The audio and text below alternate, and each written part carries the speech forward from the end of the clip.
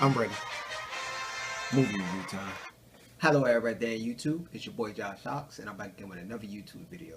Today I'm going to do a movie review of the most anticipated film of the year, Star Wars Force Awakens Episode 7. So I went to a midnight premiere last night, technically today. So the lines was like super long. Oh my god, it's so long. And it was people dressed in costumes. I saw like so many stormtroopers, Darth Vaders.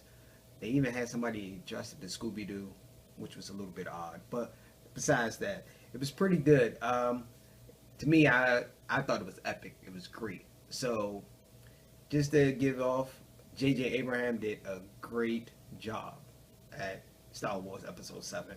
And what I liked about it was the storyline.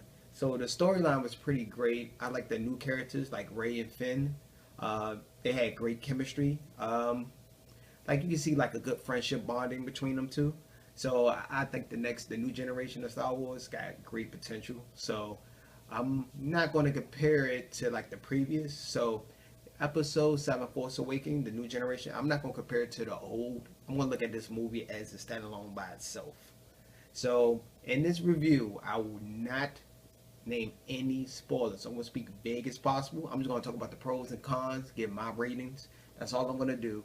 Later down in probably like maybe a week or two, I'll probably do a discussion with my two mad geniuses. I used to do a podcast. Delante, he probably joined me. We just discussed Star Wars back and forth. And it will probably include spoilers, but this one is a non-spoiler. Everything I'm going to speak is in vague, very vague. So the storyline pretty much left off 30 years after the last episode. A lot of explaining. It left out a lot of explaining, but the pros that I liked about it was the storyline, like the chemistry. I like the combination of the old generation and new generation. They had great chemistry, and they had just about everybody. Like what else can I say about it? I like the imagery too as well. The imagery was pretty great. Like the scene backgrounds, they had a little bit of CGI, but it wasn't too much. Like the prequels pretty much used like blue screen, green screen, but they actually used like good backgrounds, like actual like landmarks. So I like that part. Um, what else? I like the action. Like it had great action. Like the action sequences in this film was pretty good. Like it was not a dull moment watching this film. Like I was pretty much excited throughout the whole. First of all, I didn't really sleep the whole day because I'm so excited. It was a Star Wars premiere. So let me digress. Let me get back to the movie. Also, the villains was pretty good too. I'm going to speak very vaguely. They call First Order. That's all I'm going to tell you. I'm not going to go into any more detail about it. So the First Order pretty much left off with the Empire. So they pretty much. I'm trying not to say the storyline. No spoilers. I want to stop myself. So the only con I've really seen in this film may not win an Oscar, but it may probably get nominated. It pretty much broke all the records in the ticket sales. Anything you can think of, it pretty much broke the ticket sales. Like the pre-orders I did, it was sold out. Like at the theater, it was sold out. I think it was sold out to like Saturday, if I'm not mistaken. Like so many people so wanted to watch it. Um, the only con I can think of, this film sort of reminded me of the previous New Hope. It was like a hybrid of New Hope and the first Star Wars. Like I see what J.J. Abraham did. He went through what with the safe.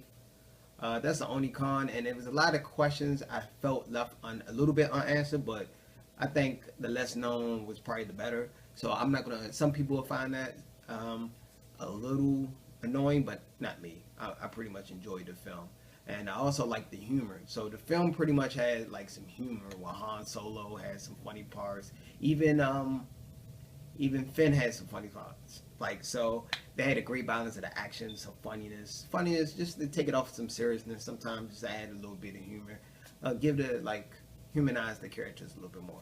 And you had a great bonding between the characters like Finn and Rey. So you pretty much felt within the characters, so you can sort of like when something emotionally happened, you actually felt it. So I actually like this film. The only cons, like I mentioned before, was that it moved a little at a fast pace. They really wasn't at one place in the whole movie, which I think that really wasn't that much of a con. But overall, if I had to give this film a 1 to a 10, I give it a 9 or 8.8. I'm gonna give it a 9. I'm gonna round up. You know how teachers used to be. Just round up. I give it a 9. Not the best Star Wars movie, not the worst. I'll probably put it. It probably make the top 3, top 4 Star Wars movies. I mean, I'm not gonna prejudge because they have the 8. And I just want to see how this new generation's looking. So I'm pretty much like it for the most part. So till then, hit the like button, subscribe, and anything you feel I left out or anything you would like to debate, feel free to comment. Also, you can follow me on Twitter at Josh the Movie Guy. I'm gonna leave a link down below. Just click on the description part of the video. Also, Two Mad Geniuses. I did do a podcast. We're gonna bring that back probably back in January. Took a little small break. And if you have any questions, hit me on Twitter or you can email me at joshox6@gmail.com. I'm gonna leave that down below. Anything you feel I left out or anything you'd like me to discuss. So I'm trying to do tech reviews, movie reviews, anything you can think of. What else? Probably do mixtapes. I'm trying to diversify my YouTube channel. I took a small break, but I'm back. So, peace.